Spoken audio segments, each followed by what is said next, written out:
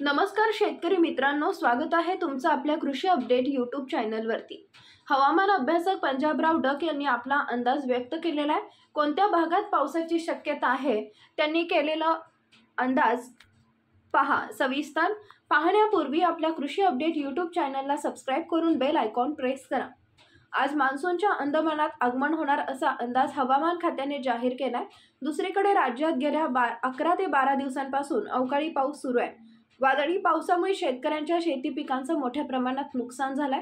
अनेक ठिकाणी वादळी वारे देखील वाहत आहेत। या वादळी वाऱ्यांमुळे देखील अनेक ठिकाणी मोठं नुकसान झालंय।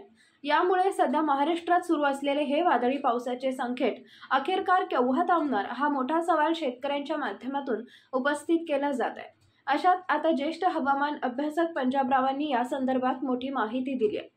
पंजाबरावांनी 19 ते 24 मे दरम्यान महाराष्ट्रातील हवामान कसं असणार, कोणत्या भागात पाऊस पडणार, कुठे पावसाची उघडीप राहणार याबाबत सविस्तर अपडेट दिली आहे। डक यांनी दिलेल्या माहितीनुसार 18 ते 24 मे 2024 या कालावधीमध्ये राज्यातील बहुतांशी भागातील अवकाळी पावसाचे सत्र थांबणार आहे। म्हणजेच राज्यातील अनेक भागांमध्ये पाऊस थांबणार आहे, मात्र काही ठिकाणी पावसाचं संकट कायम राहणार आहे। या कालावधीत पश्चिम महाराष्ट्र आणि कोकणात तुरळक ठिकाणी पाऊस पडणार असा अंदाज पंजाबरावांनी दिलाय। सातारा, सांगली, कोल्हापूर, पुणे, नाशिक या भागात 24 तारखेपर्यंत विखुरलेल्या स्वरूपाच्या पावसाची शक्यता आहे। म्हणजे सर्व दूर पाऊस पडणार नाही, तर भाग बदलात तुरळक ठिकाणी अगदी विखुरलेल्या स्वरूपाचा पाऊस पडणार आहे। कोकणात देखील हलक्या पावसाची शक्यता कायम राहणार आहे।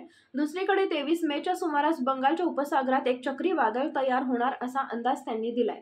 हे चक्रीवादळ बांगलादेशकडे रवाना होईल, त्याचा प्रभाव आपल्या महाराष्ट्रावर पाहायला मिळू शकतो। या वादळामुळे राज्यातील काही भागांमध्ये 27 मेच्या सुमारास तुरळक ठिकाणी पाऊस पडण्याची शक्यता पंजाबरावांनी वर्तवली आहे। एकंदरीतच आता राज्यातील मराठवाडा आणि विदर्भ विभागात हवामान कोरडे होण्याची शक्यता आहे। यापुढील हवामान अंदाज पाहण्यासाठी चॅनलला सबस्क्राइब करा। धन्यवाद।